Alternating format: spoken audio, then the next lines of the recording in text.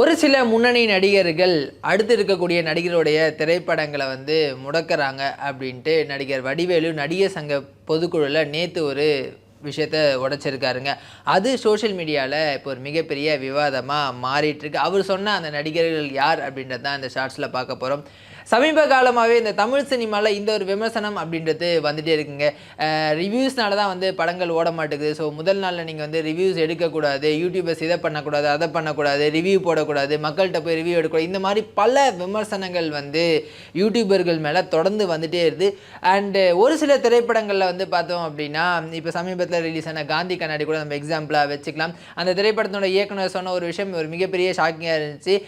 எங்களுடைய படங்களுக்கு வந்து தேட்டர் கொடுக்க மாட்டாங்க, பேனர்ஸை கிழிக்கிறாங்க, இந்த மாதிரியான விஷயங்கள்லாம் வந்து சொல்லியிருந்தார். இது வந்து பல திரைப்படங்களுக்கு நடந்திருக்குங்க. கூலி திரைப்படம் வந்து ரிலீஸ் ஆகும்போது விஜய் ரசிகர்கள் நெகட்டிவான கமெண்ட்ஸை வந்து சோஷியல் மீடியாவில் போடுறதும், ஒரு சில ரிவ்யூஸை வச்சு படத்துக்கு வந்து நெகட்டிவான ரிவ்யூ சொல்கிறதும், இந்த மாதிரியான ஒரு சர்ச்சை அப்போவே வந்துச்சு. அதே தான் வந்து லியோ படம் ரிலீஸ் ஆகும்போது ரஜினி ரசிகர்கள் இதை பண்ணுறாங்கப்பா, அஜித் ரசிகர்கள் இதை பண்ணுறாங்கப்பா, இந்த மாதிரியான குற்றச்சாட்டு அப்படின்றது வந்து ஒவ்வொரு முன்னணி நடிகர்கள் திரைப்படங்கள் வெளிவரும் போதுமே இந்த ஒரு விஷயம் வந்துட்டு தாங்க இருக்கும். ஆனால் சமீப காலமாக வந்து சின்ன சின்ன திரைப்படங்கள் ரிலீஸ் ஆகும்போது கூட பெரிய நடிகர்கள் இந்த மாதிரியான விஷயங்களை பண்ணுறாங்க அப்படின்ற ஒரு குற்றச்சாட்டு இருந்துகிட்டே இருந்துச்சு.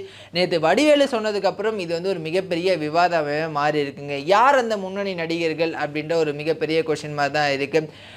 இன்றைக்கி முன்னணி நடிகராக இருக்கக்கூடிய பலருமே வந்து சின்ன நடிகர்களாக இருக்கக்கூடிய, அதாவது நம்ம பாலா மாதிரியான, கவின் மாதிரியான, ஹரிஷ் கல்யாண் மாதிரியான சின்ன சின்ன நடிகர்கள் வந்து வளர்ந்து வரதை பிடிக்காமல் வந்து அவங்க படங்களுக்கு இந்த மாதிரியான நெகட்டிவ் விமர்சனங்களை பண்ணுறாங்க அப்படின்றத சொல்லியிருக்காரு.